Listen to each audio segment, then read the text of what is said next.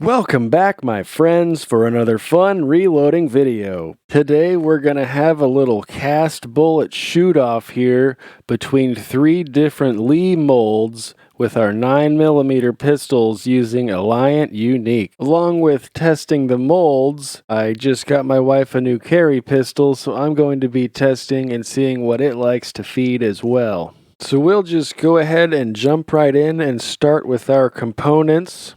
Our primers for today are going to be some CCI number 500s. The brass we will be using are mixed head stamp range pickup.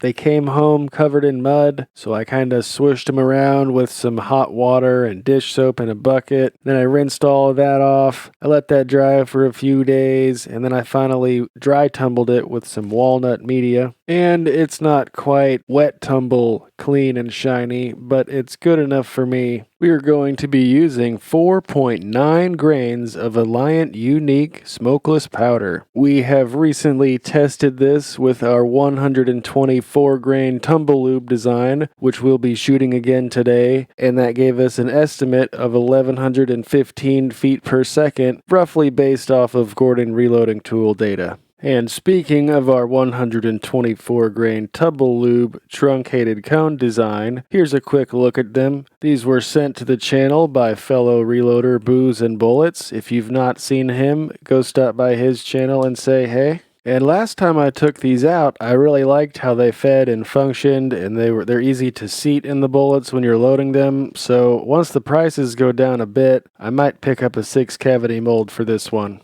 Our second projectile today is going to be the Lee 358-125. This is actually designed for a 38 Special 357, but I can size them down to 356 with no problem, and I have shot thousands of these through my guns so far, and it's been my universal load between my 38 and 9mm at this point. And our final projectile for today, these were just sent to the channel by fellow reloader Chuck. Thank you very much, Chuck. This is the Lee 356-125-2R design. And I have never shot any of these before, so this will be a first for me. But it's the same weight as our other two bullets so far, so as long as we can get a proper seating depth that won't have a ridiculous amount of pressure, we should be just fine. And depending on how these perform, I might try and grab a mold for this one as well. Now that we've seen the bullets, let's take a look at our dummy rounds here, and we'll just see our overall lengths and sort of compare our case capacity. I've tried to get these lined up as well as we can. Right now we're not seeing how long they are exactly, but we're seeing how much of this bullet goes into the case for each of these. And I've added another example here that we're going to be testing as well. This 124 grain Full Metal Jacket actually has more case capacity than any of the cast bullets we have here. And now that I think about it and reading my notes here, I actually took my 4.9 grains of Unique from this Full Metal Jacket load data in the Hornady manual. So once we actually get loading here, the only thing I'm going to have to adjust is going to be my seating depth on my seating die when I change bullets. Finally, before we get loading, we're just going to take a look at our overall lengths here. Our first one here, the 124 TLTC, looks like we're right around 1.078. Here's probably our shortest one today, the 358-125RN. This one usually ends up around 1.04 or 1.035. Here's our third bullet. This is Chuck's 125-2R. Right now I have my dummy at 1.0675. I'll probably come out just a little bit, because as you can see, my dummy went a little further down than I would have liked. My case mouth is just a little bit over that last lube groove, and I would kind of like just a little bit of that hanging out there to perhaps aid with feeding instead of having such a sharp angle there. And here's the Full Metal Jacket, the 124 grain. I believe it's a Hornady bullet. Their book recommends 1.15 inches. Picked these up a little while back from Mid-South Shooter Supply, and this is their bulk packaging. But again, I'm not certain if they're Hornady or not, but they seem like some nice little bullets, and we'll see how they act. So yeah, anyways, I'll make sure to stretch these out to 1.15. I just got a little aggressive there on the seating stem when I was doing the dummy real quick. Now that we've got all that fun out of the way, it's time to size our cast bullets. I'm going to be using my Lee bullet sizing kit. We're going to be sizing them to 356, and this specific part number is 90046. If you've perhaps never seen before, they come with a nice little jar to capture your bullets in. This goes in your single stage press where your shell holder would normally go. Your bullet goes here and it runs up into the die in your press and they pop out the top.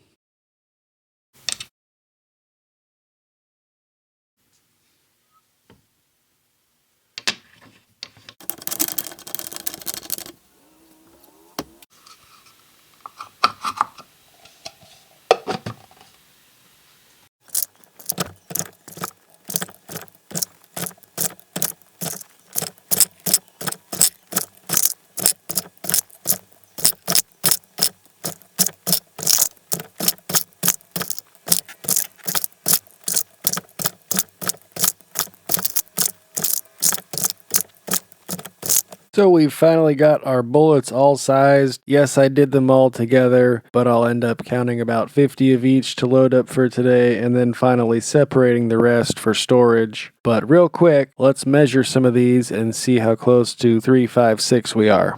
We'll just try a couple of each. Here's our Chuck bullet right at 356. And here's the Booze and Bullets 124 truncated cone, coming in right at 3555. And then my 358 125 RN, sized down to 356 just perfectly.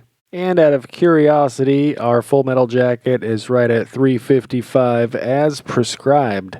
And now this brings us to the most saddening part of today's presentation, the sacrificing of our beloved small pistol primers. Don't worry. We're only going to do 100 at a time. This is for you, oh powerful reloading gods.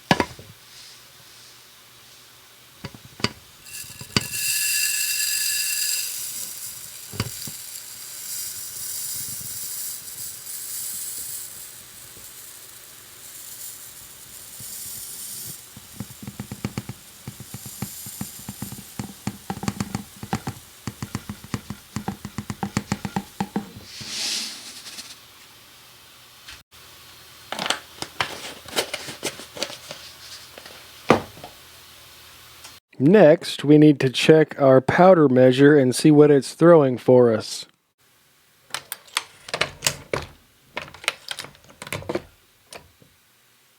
So I'll just check the charge weight and see what it's throwing over here on my crappy digital scale. And then once I'm getting close to my 4.9 grain desired charge weight, I'll go ahead and throw 10 charges in a row and then compare that digital scale reading to my analog RCBS 505 scale.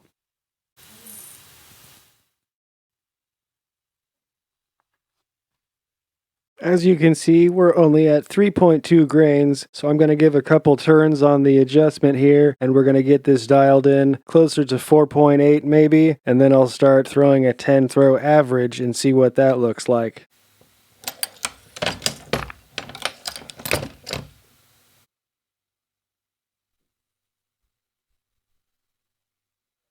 We're getting pretty close here. I might give it another quarter to half turn and then see what our average looks like. And then I'll slowly work up to 4.9 before we start loading anything. I think we're pretty close. Here is a 5 throw average of 24.5. I'll throw 5 more on there and then we'll compare that with the beam scale.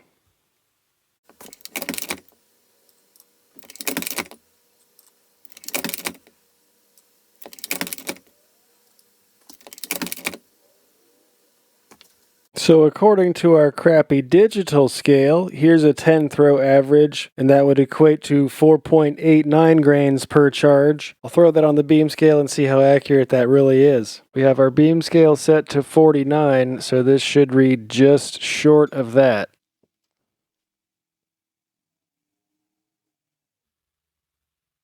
And I think for today's purposes, that is perfectly acceptable for the average charge weight I'm going to be putting in the next 200 cases. And this way I know that nearly every single case is going to get just under 4.9 grains. So we have our powder dialed in. Our next step is to get our seating depth set here with our dummy round we made up earlier. And remember, it was just short of where I wanted it, so I'm going to have to keep the stem backed out just a hair from there and work on dialing in the first few after that, which isn't a huge deal if you only have a couple thousandths of difference in your overall length. I'm just going to be picky and try and get it dialed in. Here installed, I have my RCBS roll crimp seater. This was like $5 or something ridiculous a couple years back. At the time, I was only using my Lee 3-die set, where I have this one crimping and seating at the same time. But now I have the RCBS seating die only seating, and I have the Lee seating die only crimping. And some people like to do both in one step. However, I like to have a little more control over each one. And in this case, where we're changing bullets quite often, I don't have to adjust the crimp or anything like that. I can only mess around with the seating stem and be good to go. So real quick, we'll just back our seating stem about 3 miles out. That way we don't crush our dummy and ruin that starting point. And then we'll simply run our ram up and lower our seating stem until we contact that bullet. And since I wanted to come out just a hair, we'll go about 1/8 of a turn and start with that. So we'll get this started. I've got my brass here. We're going to size and deprime and then load another primer on the downstroke. I'll turn it over here. We'll add up our powder into it. Turn it one more time, seat our bullet, turn it a final time, and now we're crimping. And then we're running all 4 stages at one time.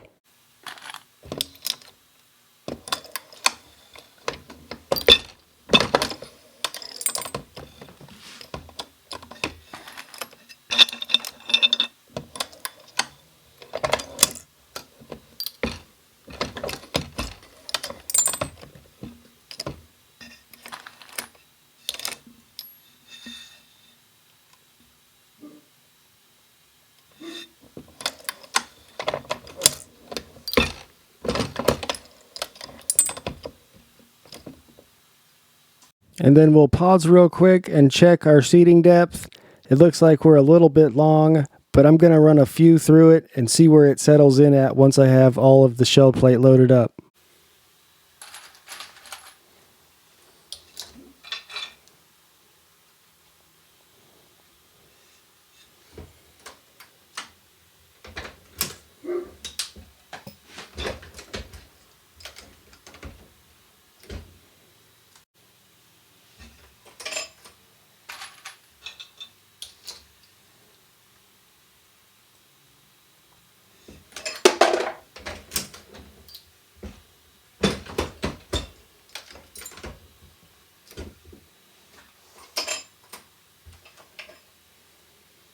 Our second one is just a tad long also, but we're still well under our maximum overall length. I'm going to lower the die just a hair and call that good, as long as we can pass the plunk test here real quick.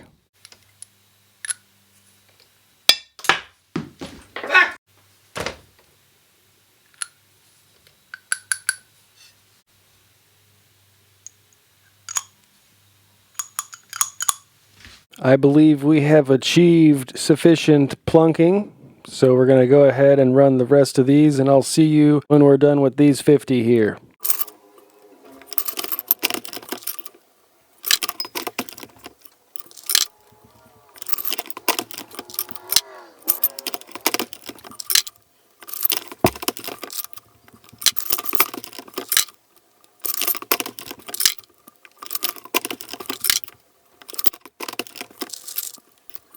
And we're down to our last 3 of the full metal jackets, so I'm going to let those run out through the machine before I restart with my new bullet and seating depth.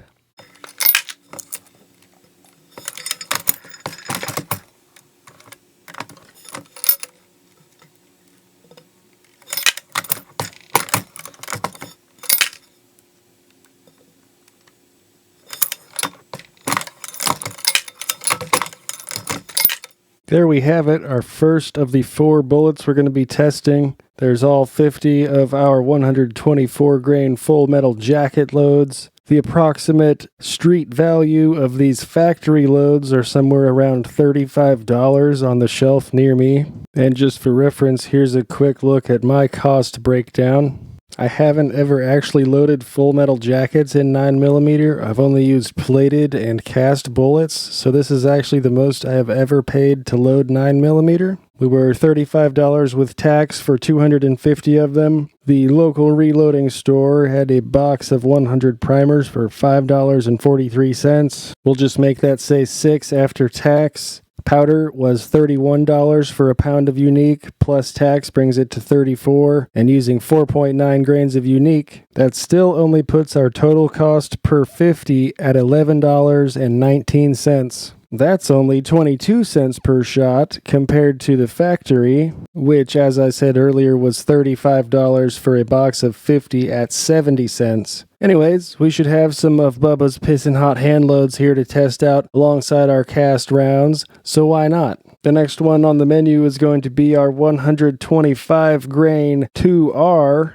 So I'm going to verify that my powder measure is still throwing right on the money, and we will get our seating die set and crank out the next 50.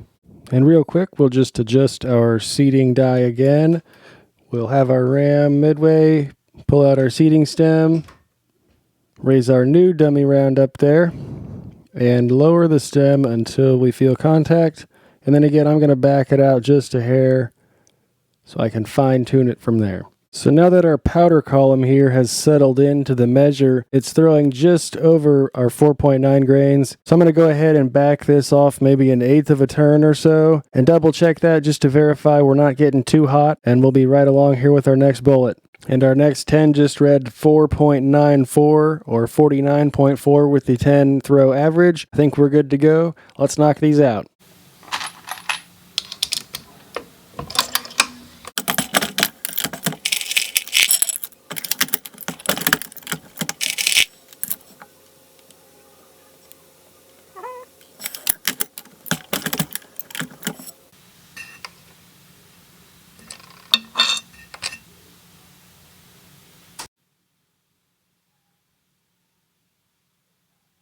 It looks like our new overall length is just at 1.10 inches. And that was enough to bring this last lube groove out and sort of act as a shoulder and aid in feeding through the guns.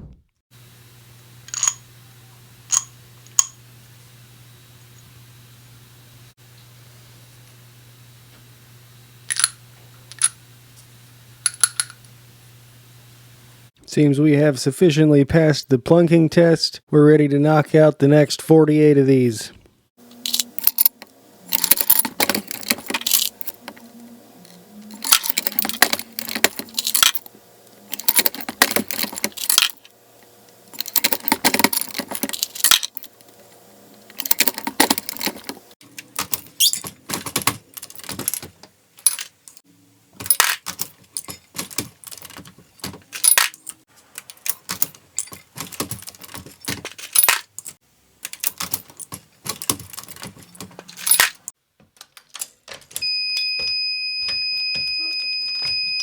primers!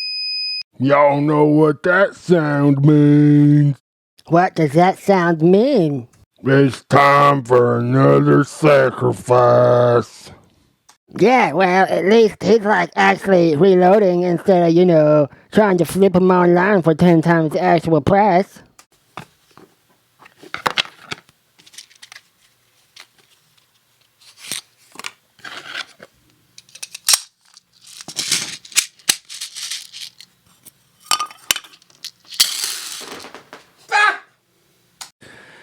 Oh boy.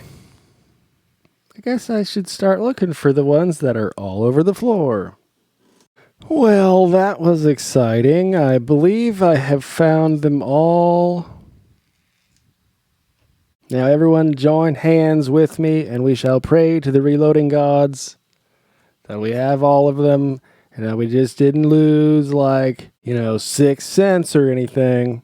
And now that we have paid our debts for our reloading sins, we shall try this again.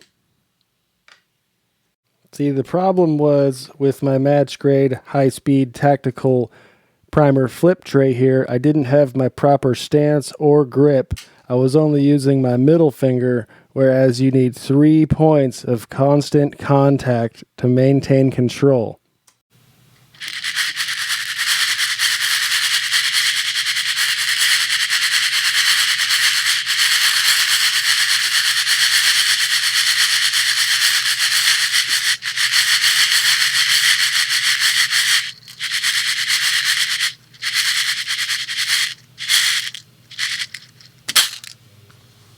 So much for high speed. That took 20 seconds and one of them turned back over because I'm clumsy and once again wasn't maintaining control.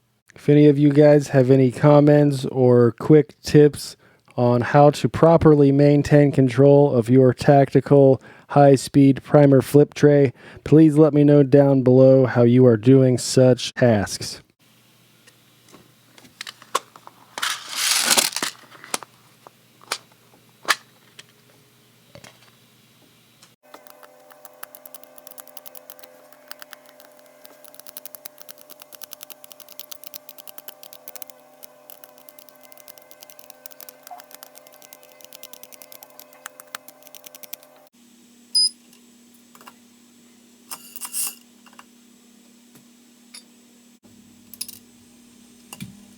Cool beans, we're golden on primers. We're ready to knock out the rest of these 124 grain Chuck bullets, and then we will be moving right along to our next one.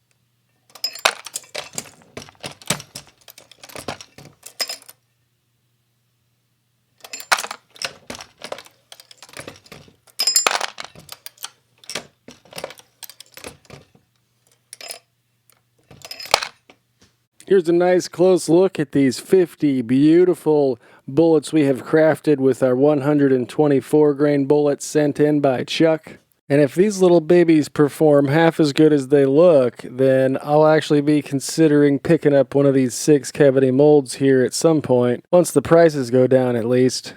And real quick, since we mentioned the cost breakdown of the Full Metal jackets, I'd like to mention that all of our cast bullets are only going to cost us 8 cents per shot today. And you guys should know the drill from here. We're going to verify our powder check one more time, and then I'm going to get working on my Booze and Bullets 124 Tumble Lube truncated cone design. With a quick check, we can see after 10 throws, we're still throwing 4.95 grains, which is just perfect for today. One more quick adjustment on our seating die to get that set again for our new bullet.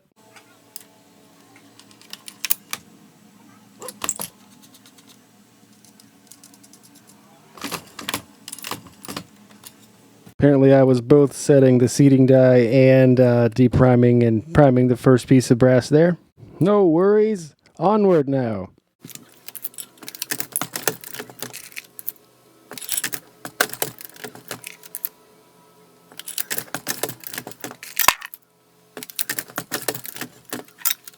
Here's a look at our first couple coming off the press.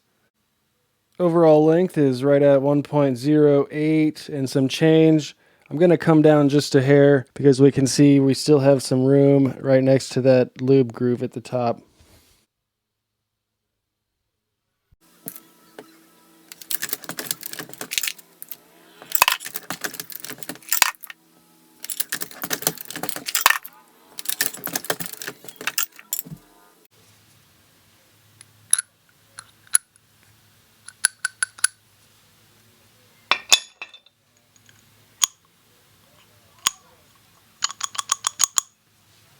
Oh yeah, we plunking and we ready to knock these out.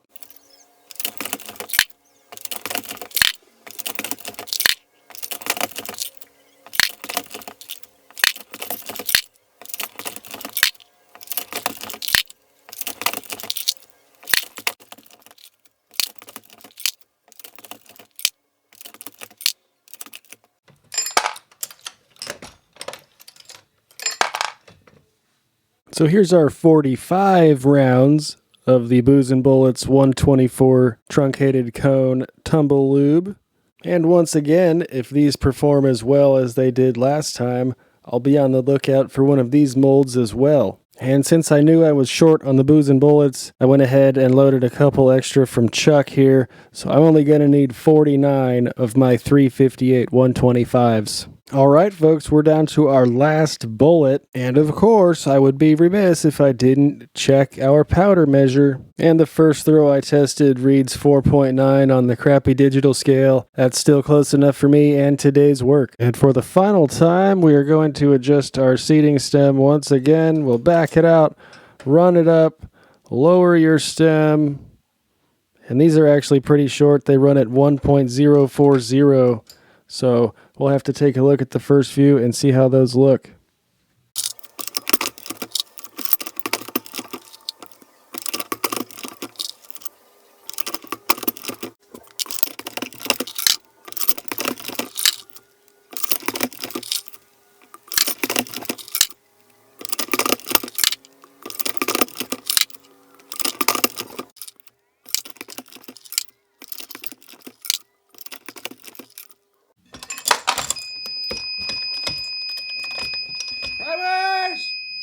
So once again, the beeper means I'm down to my last 5 or 6 primers. So once I get to my very last one, I have to be very conscious about whether or not it made it into the feeding cup and into my brass, because sometimes they like to get stuck in the bottom of the tube there.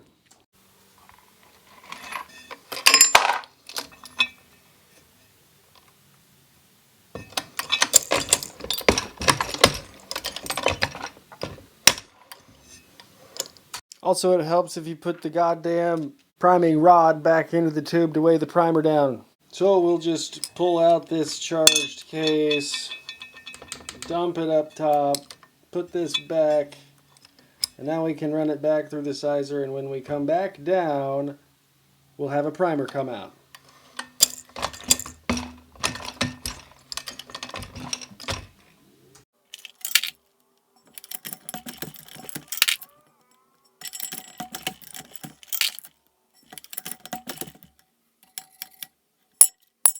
And there, as I was saying, the very last one didn't get into the cup, so somewhere in the middle, without recharging the powder, you have to fiddle around with your priming bar and get that one to drop out of the bottom.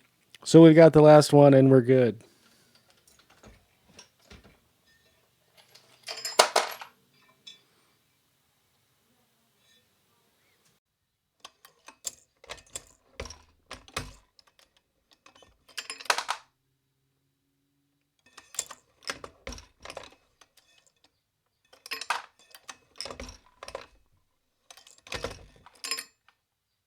So here's our final 50 rounds we have just finished. I did have to make sure they were all the way down at 1.040 just so they would plunk into this new barrel here. But other than that, everything went smoothly. And luckily, I was able to find all those primers earlier, so we've got all 200 that we actually started with. So there we have it, folks. This was sort of a marathon as far as my normal videos go. Let me know if you guys like this format where it's sort of more detailed, or if you like the sort of back-to-back, faster editing and a little more condensed. Either way, it's still fun for me, so let me know what you guys like. And make sure to let me know down in the comments which of these bullets you've already had experience with. Maybe let me know what mold that you have. Maybe let me know if you've shot a 124 grain projectile with Unique. What sort of charge weight did you use? So make sure to stay tuned for part 2 when I get back from the range. Thanks for joining us today, guys. We will see you in the next video. Have a good one.